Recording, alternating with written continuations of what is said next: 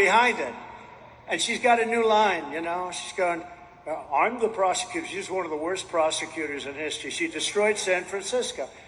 I'm the prosecutor, and he's the convicted felon or something. A radical left judge in an area where every one of these cases, every one of them is brought by them. So think of it. They get me to that position, and then their campaign says, I'm the prosecutor, and he is the convicted felon. That's their campaign. I don't think people are going to buy it. And we won our big case. You know, we won the case in Florida. That was that big one. We won that one. And I got out by beating their Justice Department. And he got out of the same case, except his was far different because he had 50 years of documents, right? He got out by being incompetent.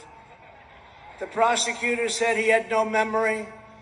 He basically said he's incompetent, so he shouldn't stand trial. Can you imagine? He can be president, but he can't stand trial. What's that about? But it was all headed up by her because she's a prosecutor, a really bad one. If Kamala will lie to you so brazenly about Joe Biden's mental incapacity, then she will lie to you about anything. She can never, ever be trusted. She can't be trusted. And just like crooked Joe Biden, Kamala Harris is unfit to lead. She's unfit to lead.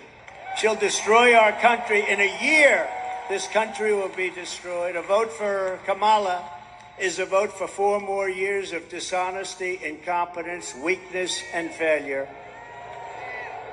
Other than that, she's doing an excellent job. A vote for Trump Vance. How do you like? How do you like? J.D. Vance. How do you like him? A vote for Trump Vance administration is a vote to restore leadership, competence, common sense, and strength back to the Oval Office like we had it just 3.5 years ago. If Kamala Harris gets in, she would be the most radical far-left extremist ever to occupy the White House times 10. There's never been a lunatic like this in the White House, and we've had some bad ones. But the worst one is Joe, actually. As a senator, Harris was ranked the #1 most left-wing Democrat in the Senate. Think of that. She's ranked the #1. That's not what this country wants.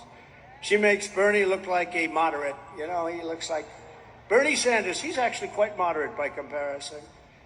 Here's just some of her crazy liberal record. Kamala Harris co-sponsored Bernie Sanders' $32 trillion plan for a socialist takeover of the entire U.S. health system, which will be a disaster and will bankrupt Medicare and Social Security. They're gone.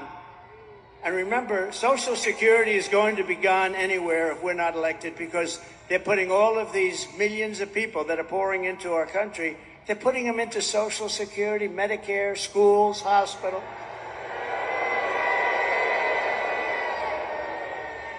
And we all have a big heart, but some of those people are tough, from prisons, from mental institutions, terrorists.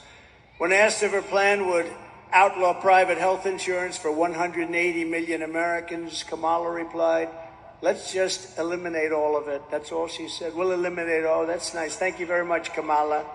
She endorsed free taxpayer-funded government health care for all illegal aliens, everybody that walks into our country that's illegal. This is why they come. When these stupid people, they're stupid, low IQ people, when they say, we're going to give you health care, we're going to give you everything, they come. You're not going to say, we're going to give you all of these things. They're going to come, even if they're fine in their country. And people are being killed in the caravans, especially women. They're dying on the way up. It's horrible. It's horrible. You have to see the real numbers. She co-sponsored the $100 trillion Green New scam with the goal of completely abolishing the oil, coal, and natural gas industries, which would reduce the United States to a third world country. No more oil, no more gasoline. Good luck with your electric car that goes for about 45 minutes before you have to get it. Do you know someplace like in the Midwest, did you see? They built 8 chargers. You know, a charge, like that's sort of like the equivalent of a gas pump. They built 8 chargers for $9 billion, and 2 of them don't work. That's a big problem.